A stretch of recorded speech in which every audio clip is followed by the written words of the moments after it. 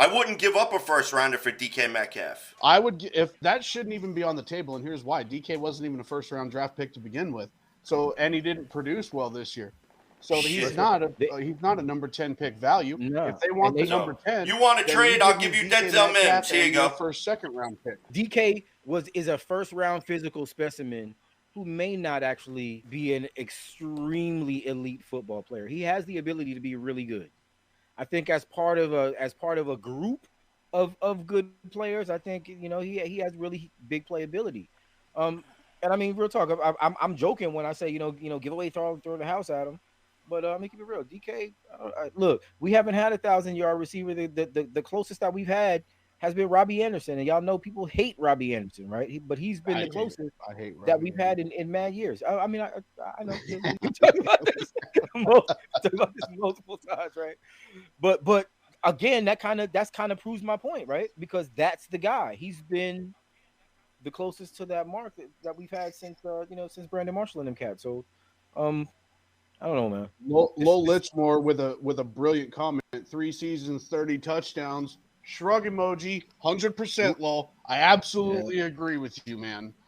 That is a gigantic target for the ball. And you ask Buda Baker if DK is fast.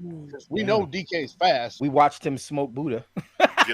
Literally on television, that dude was toast. Smoke Buddha. And he freaking gave him a head start. Can we say smoke Buddha on TV, right? Yep. He smoked Buddha right on TV. And he gave him a 10-yard cushion just in spite. And still caught his ass. So nah, I'm sorry. You see the other camera angles on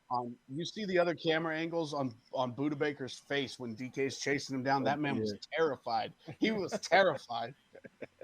It's like DK's gonna eat me. Lowell Litchmore in savage mode in the comments right now. Over 3,000 yards also. Yeah, that's right. Hell yeah. Lowell, I got you, brother. Nah, I tell you something. Look, I like DK Metcalf. I also like Amari Cooper too. And he's not missed a game. Just real quick, the last comment I have on DK is he's also not missed a game, and he started every game that he's played except for one, so not a health concern. As far as Amari Cooper, if Amari Cooper is on, he's absolutely unstoppable, but he is very inconsistent. Now, that might not all be on him. He does have Dak Prescott, who is also a gigantic, inconsistent piece of that puzzle. And CeeDee Lamb has also taken a lion's share of the touches out there in Dallas. But I think Amari Cooper is a high price. It's a big risk.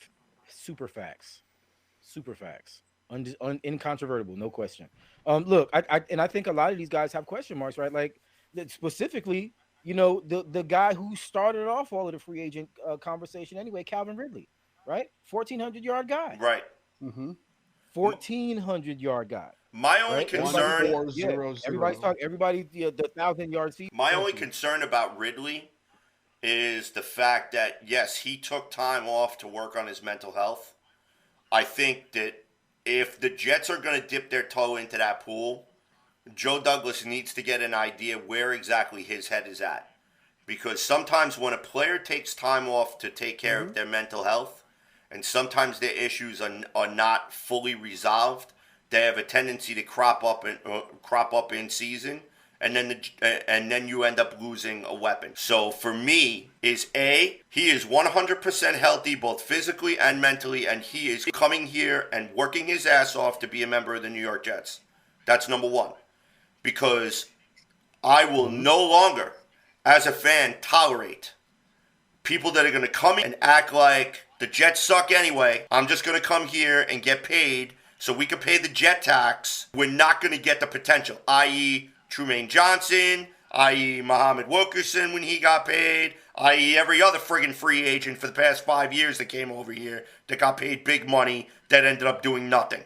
Calvin Ridley better be 100% physically, mentally, emotionally, spiritually, and whatever else he's got to do. If he's coming here to be a New York Jet and we're giving up significant compensation to get him, he better be 100% the real deal. I better not hear about chronic vaginitis. I better not hear about turf toe. I better not hear about jock itch. I better not hear about migraine headaches. I better not hear about heartburn. I better not hear about diarrhea. And the list of other stuff that I could bring up will go on and on and on.